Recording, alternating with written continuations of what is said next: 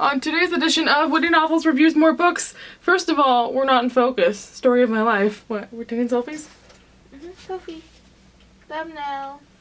I'm gonna review The Last Time We Say Goodbye by Cynthia Hand. This is a YA novel about a girl whose brother commits suicide and she has to deal with the aftermath of that occurring with her family and within herself, obviously. Cynthia Hand is the author of a paranormal series called Unearthly, which I read, wasn't the hugest fan of, so I picked this up knowing it was about mental illness and just absolutely adoring this cover. It is glorious and wonderful, and like once you realize the significance of the sticky note on the mirror, it's mind-boggling. I gave this book 4 stars. Let's talk about that. So a bit of a disclaimer about this. I am really not in the best companionship with YA books about mental illness because I find that they can be dramatic and over the top and unrealistic, and this book definitely falls in the very meh category. It wasn't horrible, it wasn't butchered, it wasn't done unrealistically, but then again, it wasn't a revelation to me and I didn't come out of it feeling like I'd gained anything new. It just sort of felt like your typical, okay, good contemporary that deals with suicide. First, I will talk about the characters. I adored our main character, Lex. For a book about a girl having to deal with a suicide, I think that she handled her emotions and the situation very well. Obviously, there's the guilt and the depression that goes with having to deal with one of your family members committing suicide, but I never felt like she ever was drowned in emotion, and I felt like she was a real person. She retained some of her humanness despite having all of these things happening around her, and I know that might not make any sense, but like compared to other books where all you hear about is like, I'm so sad, I want to die too, I don't understand why he did this, and there's just so many cliches and so many guilty emotions flooding them.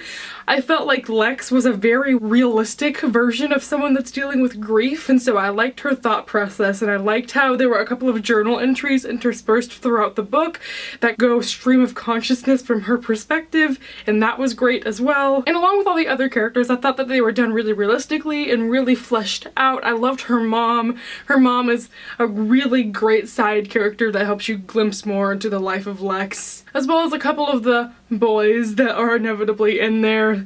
The romantic subplot we all know exists in all YA books. All the characters were nice and fun to read about. Even if it wasn't the funnest situation, they all were still realistic and they were never annoying, so that was definitely a plus. I also really liked Cynthia Hand's writing. I felt she's improved since her last series, and it was very witty and it had a lot of great observations. It wasn't the most descriptive or the best thing I've ever read, but it was noticeably clean and easy to read, and I did fly through it whenever I was able to sit down and just read chunks at a time between classes, or rather avoiding homework at night at 11 p.m. because let's be real, that's whenever I decide I need to read the most. What is that noise? Our fridge. Doesn't it sound like a chicken? It sounds like a chicken going rah, rah, rah, rah, rah.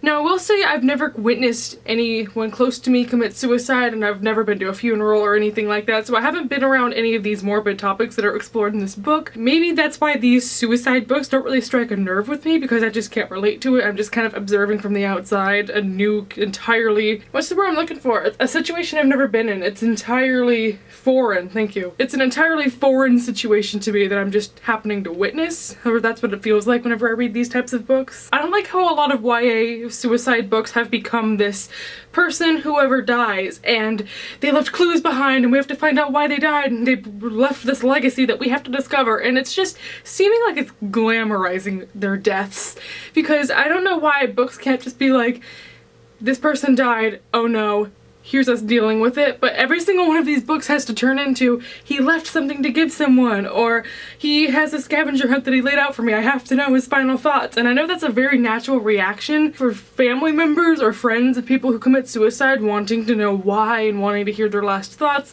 but I think it's become a few too many books that have decided to explore this, and it's getting old, and I don't think it's the most realistic. Some suicides just happen, and they don't have any sort of glamorized, romanticized scavenger hunt behind them, and so I wish that trope would die off. Yes! Thank you. This was also pretty predictable with the character development, because at the beginning of the book, obviously, we have this family that's very torn apart by suicide, and by the end of the book, the characters evolve, and it's a very generic, typical way that a YA book would end. And I know, like, I don't know why I keep ragging on all these books for, like, ending predictably, even though it's literally just, like, how a natural progression of time would help things.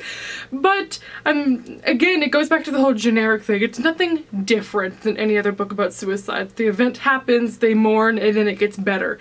And there's no wiggle room there. That's just how life works. But even then, nothing really packed a punch for me. Despite all that, I think the writing and the main character were so good that I decided to give it the 4 stars that I gave it. It was a really interesting read, and it had me very compelled, and I was definitely up until like 2 a.m. shedding a tear or two at the very end. It wasn't the most memorable thing I've read. It kind of falls into the typical meh category as far as mental illness and suicide books go, just because it seemed a bit typical in that genre, but I would recommend it because it is a good, solid story about someone going through a tragedy. And with that being said, all of my thoughts have been voiced about this book. I will link this book down below if you're interested.